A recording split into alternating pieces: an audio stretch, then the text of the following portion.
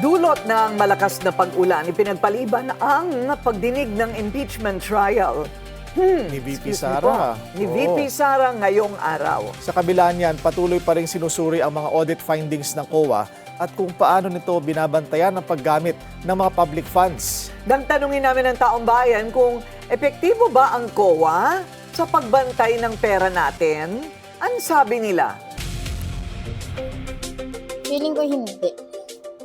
Kasi kahit na may COA tinatawag tayo, hindi pa rin sila ganun ka-transparent sa mga bank account nila. Kasi kadalasan sa mga nangyayari ngayon, hindi na nila pangalan yung pinapangalan sa mga bank account nila.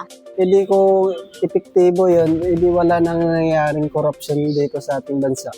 Yes po. Kasi po ang pera ng taong bayan, dapat lang po nilang bantayan ng COA. Kasi lalo na ngayon, sa kaliwat kanan na pagnanakaw na ng pera ng taong bayan, tsaka natural lang po nila na i-audit ito. Kung talagang epektibo ang COA, hindi na dapat sila kinakalampag ng mga taong bayan. Simple yung pag-iisip ng isa, di ba? Oo. Yung pinakasimpleng paliwanag, yun madalas ang katotohanan.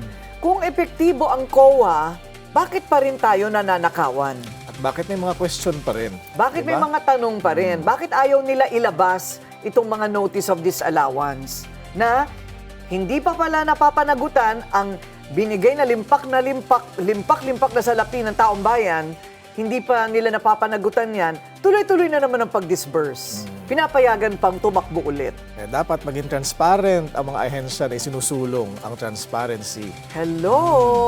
Ewan ko lang ha. Naku, isa pa yung COA na yan. Makakasama po natin ngayong umaga, Kabataan Party List Representative Rene Co. Magandang umaga po sa inyo, ma'am. Good morning po. Maraming salamat po muli sa pag-imbita sa programa niyo. Always happy to be here. Yes you. po, ayan. O ikaw ang buwan naman, no, Willard. Kung hindi sana makakancel, ma'am, ang impeachment trial ngayong araw, ano ang expectations ng publiko na mangyayari ngayon? Supposedly ay pwedeng magtuloy-tuloy yung testimony ng COA. So whether that is yung second state auditor or even yung first state auditor, gusto nating mas ma-probe pa kung ano yung findings ng in charge sa pagbutbut ng intelligence and confidential funds ng OVP, ng Department of Education. So marami kasi siyang anomalies eh. Parang pahapyaw pa lang yung nakita natin in the past few days. Yung irregularities sa dates, malaki yun, di ba? Yung it's supposedly disbursements for 2022, the budget, pero parang yung acknowledgement receipts dated 2023.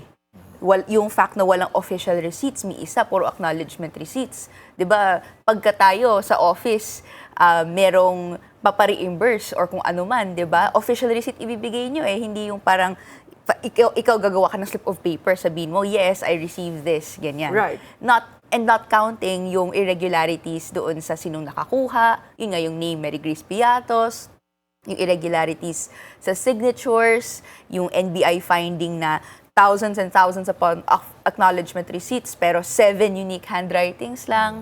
Yan po yung mga gusto nating mas mabutbut. Hindi kaya kasalanan din po yan ng batas? Sino bang gumagawa ng batas? Ay, kayo nga pala, no? Ay, pero in particular for confidential and intelligence funds, baka COA.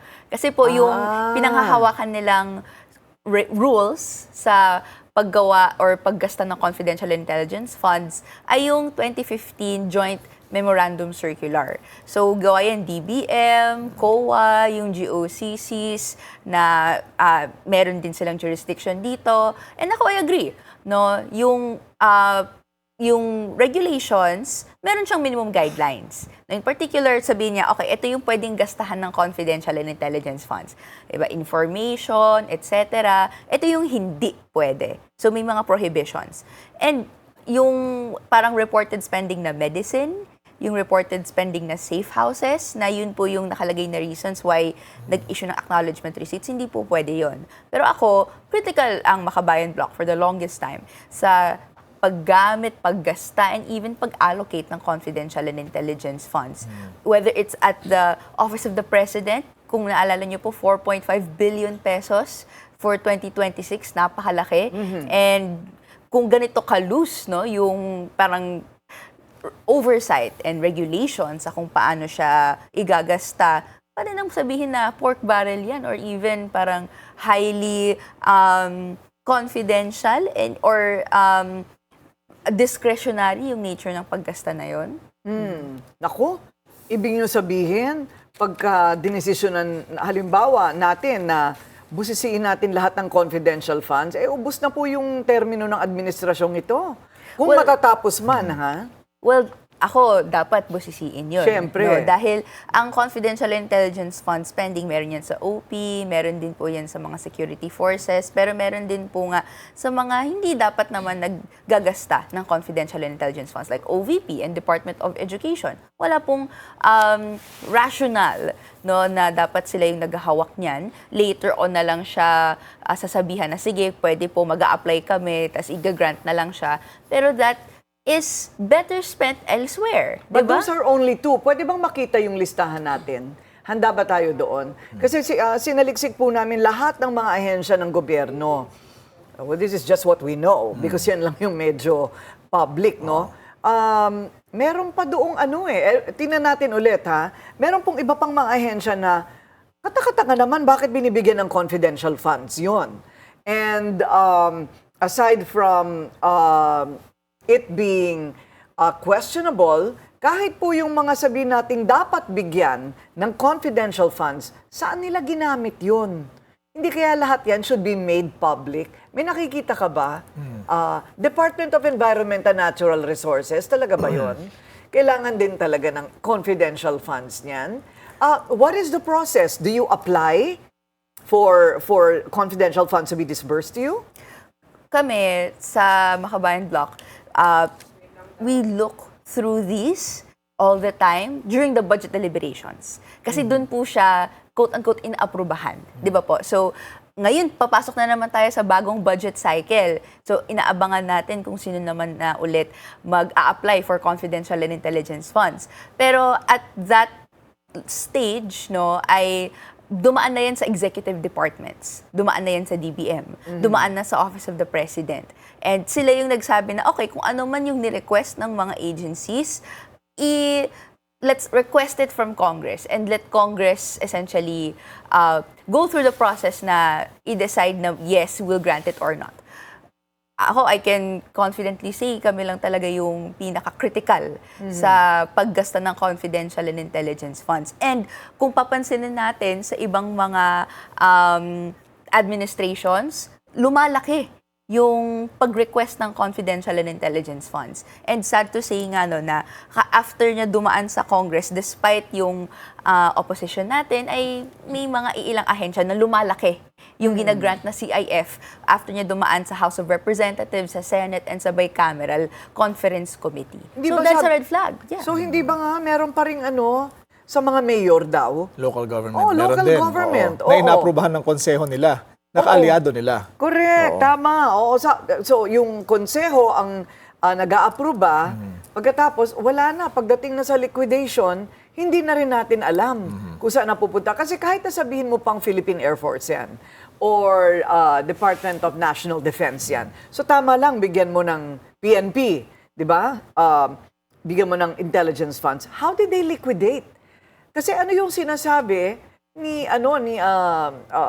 former COA chief Heidi Mendoza na, Corina, ang dami ng mga notices of disallowance, hindi naman pinapansin. Marami na kaming sinabihan, ibalik nyo yung pera. Oo. Hindi rin binalik ang pera. Umaga kong Rene, may nakikita rin ba kayong pagkukulang sa paraan ng pag-audit, halimbawa ng COA, dito sa mga CIF? Sapat na ba yung Joint Memorandum Circular para maging basihan ng auditing rules nila? Pwede nating i-review yan, no, to the point that COA issues revised rules.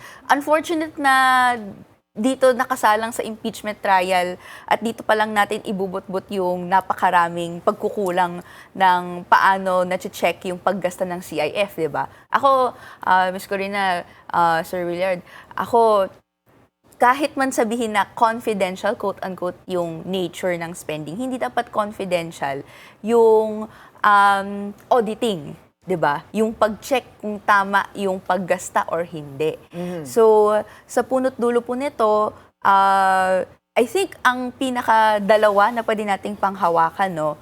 Una, kung ano mang gusto nilang ikarga sa CIF, pwede yung ilagay sa line items na mas transparent, nakikita ng taong bayan yung purpose niya. 'Di ba? Yung 4.5 billion pesos, ganyan ba talaga dapat kalaki? Yung CIF ng OP? What if mas i-detalye, i-breakdown na lang nila further, 'di ba? Or kaya naman ilagay sa line item kung mas doon appropriate na spending para mas alam natin kung saan siya gagamitin. We've asked nung previous budget cycle saan ba yung gagamitin? Meron dyan daw sa ASEAN, meron din sa ganong preparations, pero kung ganyan kalaki, mukha siyang quote-unquote lump sum, 'di ba? Yeah, Hindi but, natin makita yung but purpose. also, ma'am, that is only sa unahan, di ba? Sa unahan. Pero after the fact na kasi Yes. After the fact na yung auditing, no? I mean, even if they tell you, there is, ang daming mga Chinese ngayon dito sa Pilipinas, kailangan natin manmanan, kailangan natin siguraduhin lahat ng mga pogo na yan, hindi mga espiya yan, di ba? Intelligence funds. Okay, sige, ibibigay na namin. Paano ito pinananagutan? Paano ito ina-account? Paano ito nililiquidate? Hindi na natin alam eh. So, ibig ko sabihin, ano ang silbi ba ng COA? Sino bang ino-audit nila? Sino ba yung mga, di ba? Hindi natin binabantayan ng COA eh. Na tinitingnan natin parati BIR, tinitingnan natin parati immigration, customs, natampulan ng pangungurakot. Ang COA, di Sino ba? nagbabantay sa COA? Sino nagbabantay sa COA? Somebody should audit the Commission on Audit. Dahil wala naman tayong nalalaman. Nasaan na ba yung mga grand announcements na ang mga ito, hindi ito nakapag-liquidate ng tama? Where is that? At kasuhan ang dapat kasuhan, hindi ba? May alam ka naman nakasuhan. Wala akong naalala. From the Ombudsman's office. Na sila ang Actually, nagsampa.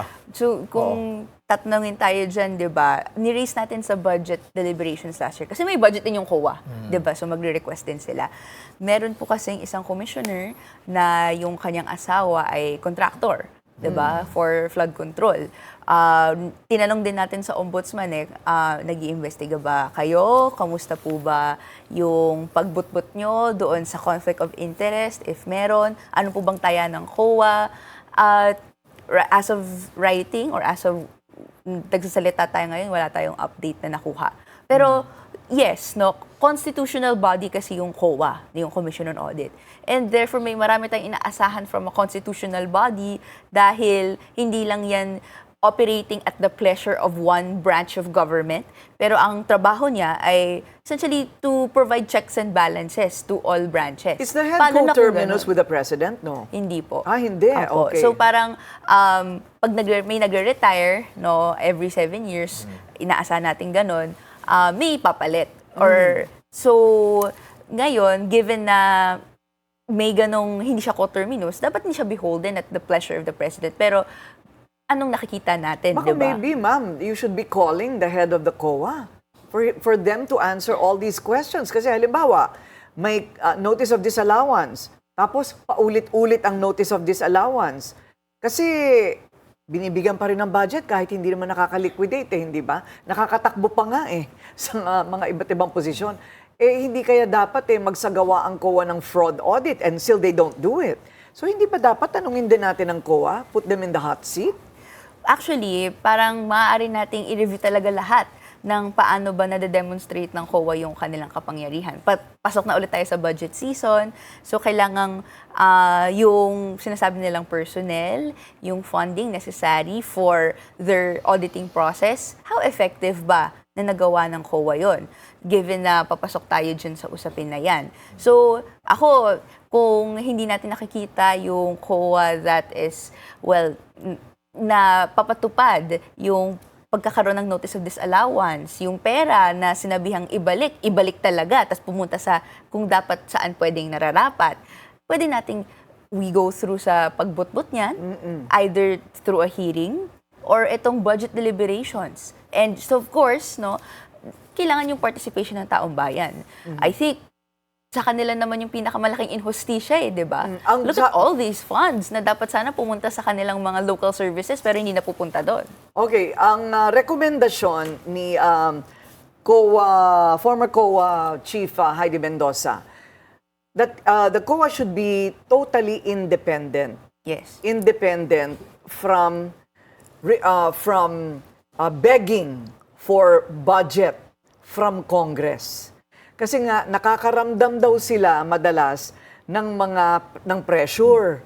Marami diyang mga 'di ba ano ba yung sinabi ni Attorney Heidi, Chairman Heidi na oy, masyado namang mahigpit. Oy, masyado namang ganito. Baka pwede namang ganito. And then appointments are also dependent on the Commission on Appointments. Kailangan sumalang sa confirmation process. Oo, 'di ba yung confirmation process. So, hindi ka dapat maging independent sila. Kung hindi, bulong-bulungan na naman po 'yan. Well, ang appointment process supposedly ay some level of quote-unquote independent na. Di ba kasi yung listahan, syempre may i-vet yan galing sa executive, sila yung may power na makapag-appoint, pero dadaan pa rin sa commission appointments yung confirmation. So parang yung dalawang branches ay supposedly involved dito, yun yung quote-unquote check. Pero ako, we can have a longer discussion about this kasi dito sa Pilipinas, kumpara sa ibang bansa, very executive heavy yung kapangyarihan, di ba? Ako, kahit sa House of Representatives, ano ba yung essentially namumuno na priority legislation? Di ba yung sa President naman, through the LEDAC. So, very heavy yung hand ng Malacanang. And ako, parang matagal naman na tong in question, di ba? Paano ba nag-ooperate yung government agencies na ayon sa kanilang mandate, no, para pagsilbihan yung post nila to the people and rather than interests, private or self or political dynasties, 'di ba? Standing question 'yan. Well, Pero even the ombudsman. Even the ombudsman. Gaano katagal ba tayo maghihintay? Parang, well, with all due respect, they're doing all they can. It takes time. How much time do we need to wait for results on everything coming their way? Sa ngayon po, parang natatabunan na ang ombudsman sa dami ng mga dapat kasuhan. tanong. Dapat imbestigahan. Dadagdagan pa ngayon natin ito, hindi ba? So, gaano din katagal? Kaya nga sabi ko, isa-isahin na lang kasi natin. Pero tapusin natin. Saan ba nagsimula lahat ng mga kontrobersya? Sa flood control project, ma'am. Wala pa kami alam na tinapos. tama 'yon. Di ba? Ako ang standing questions ko din talaga dahil ang budget dumaan yan sa vetting ng DBM. Siyempre, dumaan din yan ng DPWH. Yung mga secretaries noon of the past years, kailangan may pananagutan. Pero up until now, fully silent yung discussion sa ano ba yung process, kamusta na ba yung investigasyon sa kanila, yung pagkakaso sa kanila. All we know is state witness daw si DPWH Secretary Bonoan. Pero how did it arrive na magiging siya yung state witness when for some years, siya naman talaga yung nasa on top of this. And then, syempre, they're answerable to the president, di ba? Marami pang tanong. So, ako, kailangan so, is he already hindi state magtigil. witness? Not yet. Not Hindi yet. pa. Okay, Oo. sige. Okay. Hindi pa naman. Oh, Hindi yun. pa. Isa pa yun. Kailan ba nila didesisyonan yun? Lahat nakaunga-unga, no? Ngayon, nasa Sandigan Bayan na yung process eh. Kailangan muna siyang ma-discharge as one of the accused Okay. bago siya pa-admit as state witness. Okay lang nga yun. Hindi pa siya na-discharge. Wala nga. Oo. Magkakalimutan na to by 2028. Parang kina Poles. Pero ang challenge natin ay dapat hindi natin malimutan, di ba? You're Oo. doing thankless work na sana mas maraming maka-appreciate, no? Na the media should always stand as the watchdog na nagbabantay sa pangailangan ng pananagutan. Pero kami din po sa Kabataan Party List, sa House of Representatives, tuloy-tuloy naman syempre yung pagbantay and syempre pagpukpok na dapat hindi mabaon to sa limot. And so we Oo. hope sana everyone is involved sa pagpukpok dun sa prinsipyo ng lahat ng sangkot dapat managot. Ma'am, tulungan nyo naman kaming makakuha ng listahan ng notices of disallowance na yan. Di ba? Baka pwede kasi meron na naman po yata kayong maisasalang na COA auditor. Sa budget, no, syempre, let's do our best. Kasi gusto natin, for the public interest, ay hindi lang to nabaon sa limot, pero the public should know. Okay. I agree. Sasalang na sa budget eh, no? Oo. Ang COA ulit. Oo. Inaasahan natin hearing. yung budget na this week ay magsisimula na makukuha na ng House of Representatives yung National Expenditure Program. So, kailangan nating tignan, kamusta ba yung budget ng mga confidential intelligence funds na to? No? And syempre, but-butin natin ng sabay-sabay. Thank you very much. At ngayong nalinawan tayo ng konti sa isyong ito, alamin natin ang komento ng ating mga manonood online. Epektibo ba ang COA sa pagbantay ng pera natin? Nang tanungin namin sila, ang sabi, Oscar Milo, parang dapat bang kasama sa pag-impeach ang COA? Dapat ma-impeach daw. Impeachable yata Impeachable yan. official Yes, yes. sila. Oo, tama. Sabi naman ni Benher Batoon, were they complicit o complacent? Correct. Perla Nepomuceno, they have done their job well. Talaga ba? No issue. Sabi ni Robert Joelito Buriaga, di kasalanan ng COA na walang mapakitang resibo ang VP. Di nadaan sa puro AR yan. Lloyd Adino, they did their job. Sara Duterte ignored the audit memos. But we're not just talking about Sara Duterte, ha? Okay, maraming salamat po sa inyong oras, Congresswoman Reneco. Attorney Willard, Ma'am Corina, maraming salamat po. Attorney Willard talaga eh. Notaryo lang sa kanto. Oo, mukha ka kasing attorney eh.